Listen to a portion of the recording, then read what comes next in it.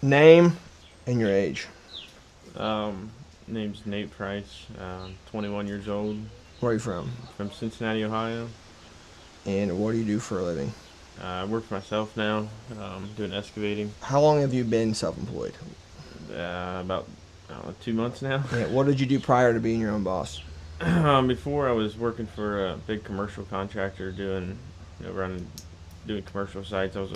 Started there as a laborer.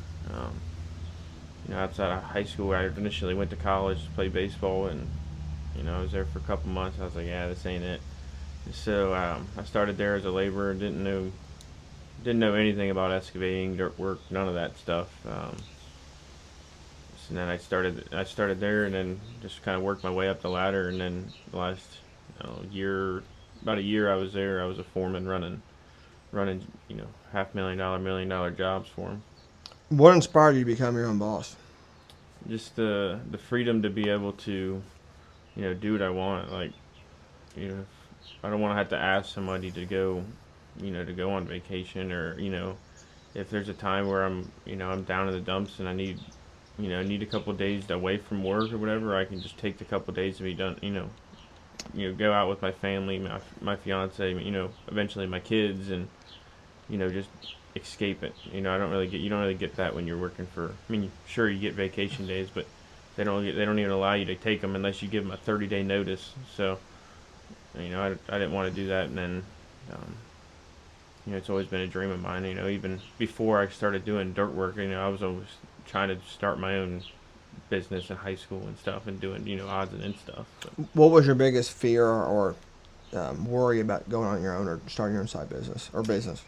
As far as from making the jump from going, working doing this part time to making the full time jump and doing this all the time by myself, it was definitely the the not knowing if you're gonna have the work.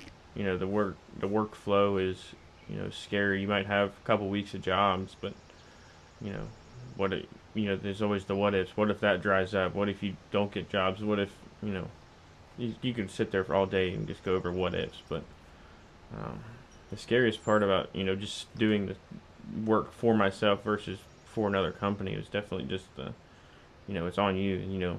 The ball stops at you.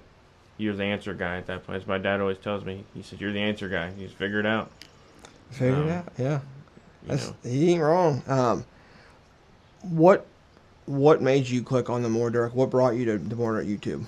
What were you looking for as your own business, your own adventure? What made you want to watch the more direct videos? initially, when I first found the more dirt YouTube, it was when I was looking at getting into excavating. I just looked up excavating, how to do whatever. I kind of found it, and then I started to. I was like, I could do this myself.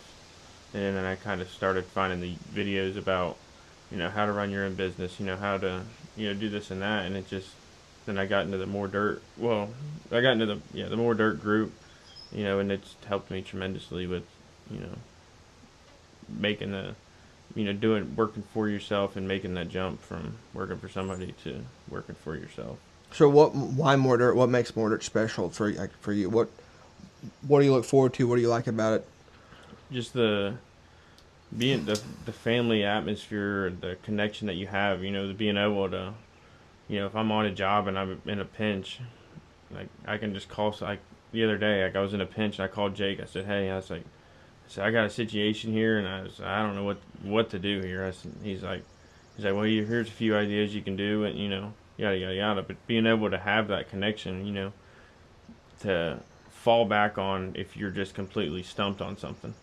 Your age group, do you feel like in high school and going to college to play baseball, did you meet many like-minded people that you could talk business with, or who did you initially share your business ideas with?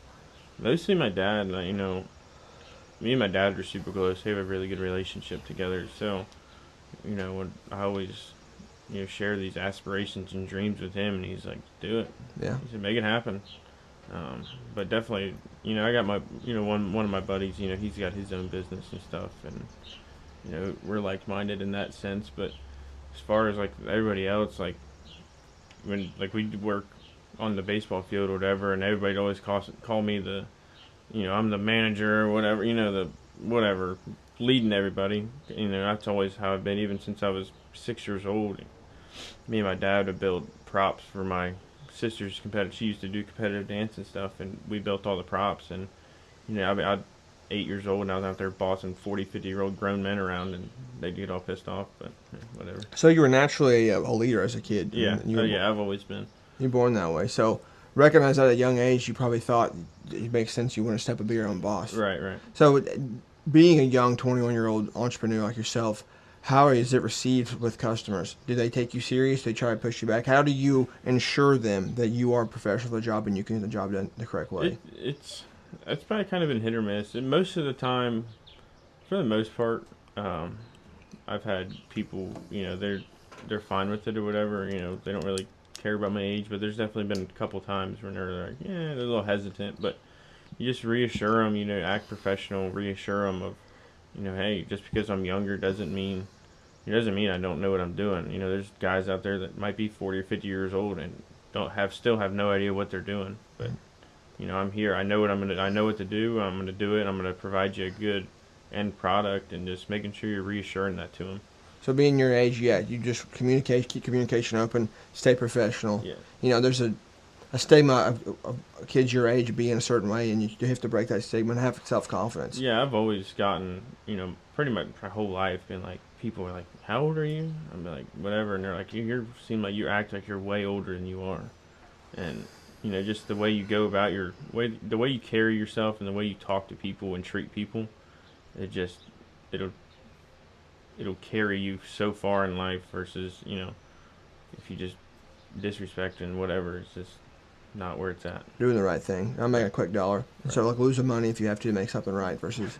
Right. As far as like faith-based, you know, God first, family, second work, third. Have you noticed like carrying your faith and having a strong faith that you notice that when there's no way He makes a way? Have you been in a situation? Can you think of the situation where you did not know how you're going to do it and you still he pulled through for you? Right. Yeah, for sure. Like when I was, you know, talking about going on my own.